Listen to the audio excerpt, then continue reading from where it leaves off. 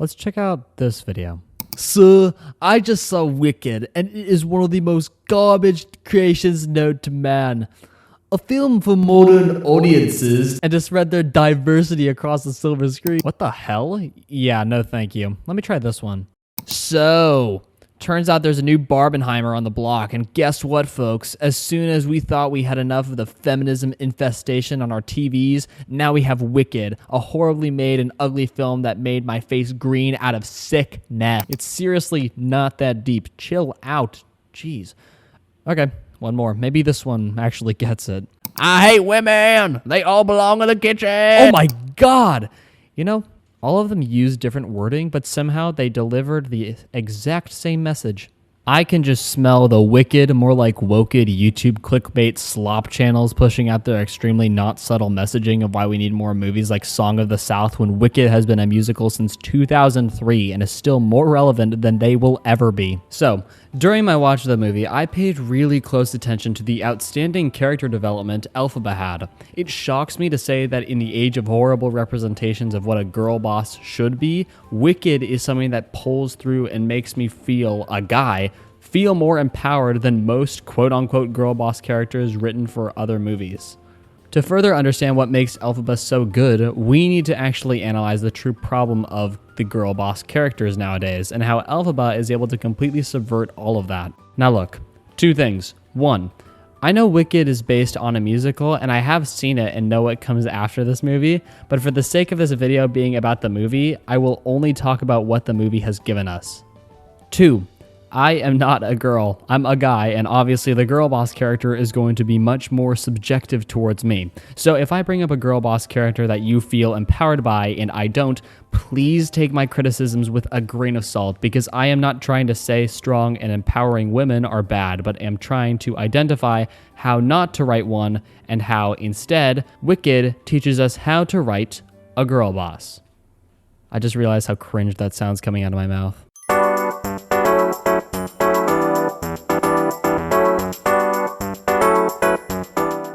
I'm going to split this video up into two parts, like how the actual movie of Wicked is doing things. Part 1, how not to write a girl boss. We have all seen videos that dunk on Captain Marvel or Rey from Star Wars for being poorly written girl bosses, and I'm here to tell you that all of the criticisms that don't involve female equal bad are correct for the most part. But I don't want to add nothing to this debate and talk about characters who have already had their spotlight for the longest time, but I wanted to talk about another and less talked about example of a poorly written girl boss. Cassie Lang from Ant-Man and the Wasp: Quantumania is a horrible representation of a girl boss. In the nature of Quantumania, it's a bad movie overall, but the thing is that Cassie is a character that ticks off the worst decision any writer can do to make a girl boss. This is by turning Cassie into someone that doesn't conform to societal expectations, and goes to jail because of protesting against things, and can do anything that Pym can do because she's a woman, and women can do anything and everything at will because they don't make mistakes and are naturally skilled at every skill at birth. She can also fight better than her dad, who's been a superhero for years, all because of femininity. #girlboss. Now, coming from a guy, I know this sounds really sexist of me to be talking about this, but I mean, can you not see the problems without me telling you them? First of all, believe it or not, no one on earth can do anything and everything. No one is that skilled, so you can't realistically write a character like Cassie if your goal is to make a likable and relatable person. No matter your gender, race, ethnicity, age, wealth, or anything like that, no one has what it takes to do anything and everything, no matter what movies like these believe. Second, it's fine to go against societal norms because that's a good way of standing up for yourself and living a fulfilling life. But your character shouldn't be characterized by being the I don't conform to societal norms character, because that's lazy and not actually putting any thought into character writing at all. Not conforming to societal norms is not a character trait. It's a character quality, and that's only one out of the 2 steps to making a character more complex. Third, your character can't be completely unfazed by anything bad that happens and can come out the other side without a scratch, because that's setting a bad example for people across the world. Believe it or not, if you create a character that's supposed to be a role model to people or certain demographics, you should probably not be glorifying going to jail.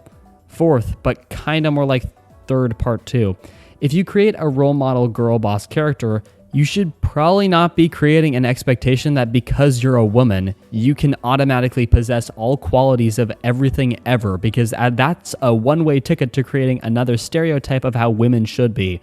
If you're trying to combat a stereotype by creating a new stereotype and putting someone like Cassie on a pedestal and saying that all women should be like this, you are setting impossible expectations that no one will ever be able to achieve. So, TLDR, Cassie is how to not write a girl boss because she does not actually have characterization other than just setting bad examples of what women should strive to be, when what you're telling them to strive to be is creating an unhealthy stereotype that is impossible to logically achieve and glorifies poor decisions for the sake of rejecting societal norms. Makes me sad that we don't see more movies like Legally Blonde where the empowering girl boss is taking stereotypes and twisting it to actually make the character empowering while simultaneously making them act like a real person that someone can look up to. I also know that it looks bad on my part that I'm basically telling you what you should and should not do, but that's kind of the point of a how to write and how not to write, is to basically show you what you shouldn't do and what you should do instead.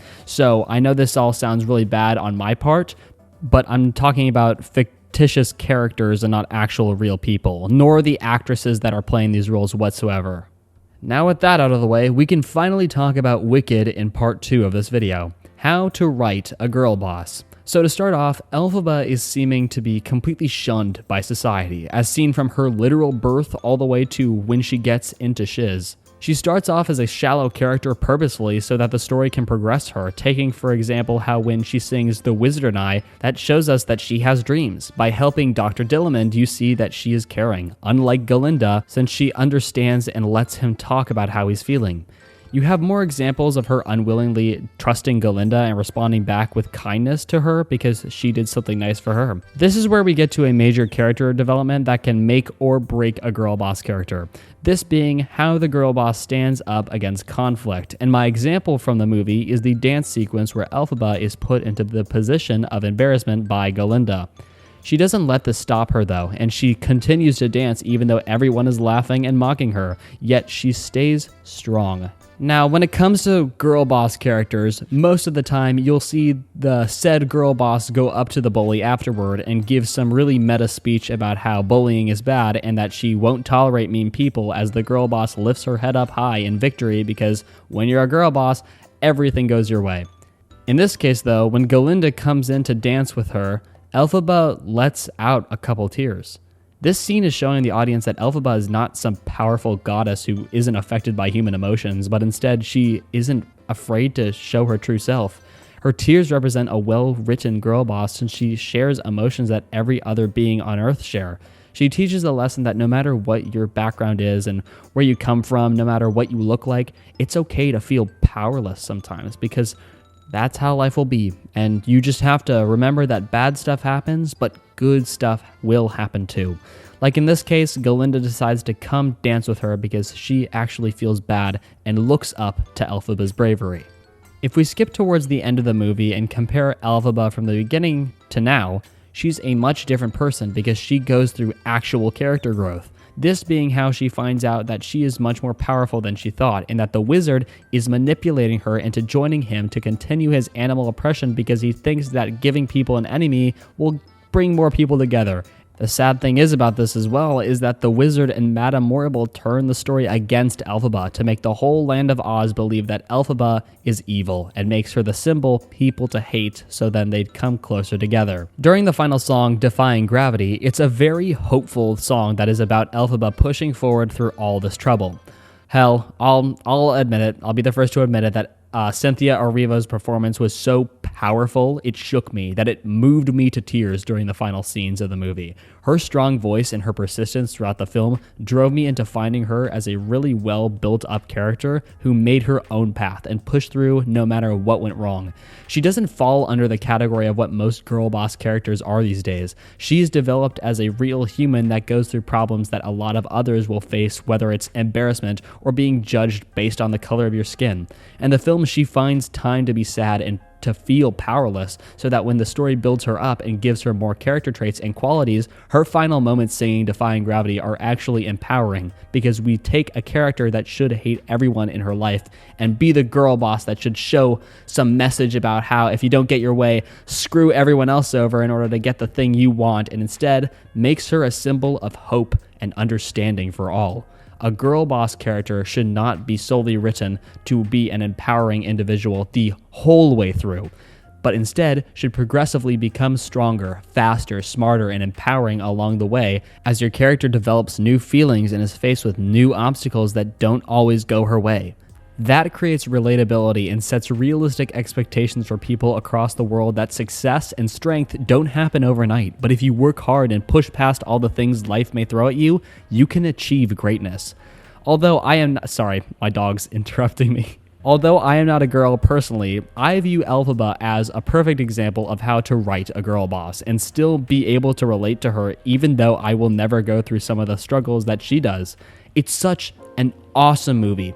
If you like this, please consider subscribing to the channel. A Moana 2 video is coming next, so get excited for that. Thank you everybody for watching. I'm Enchanted. Bye.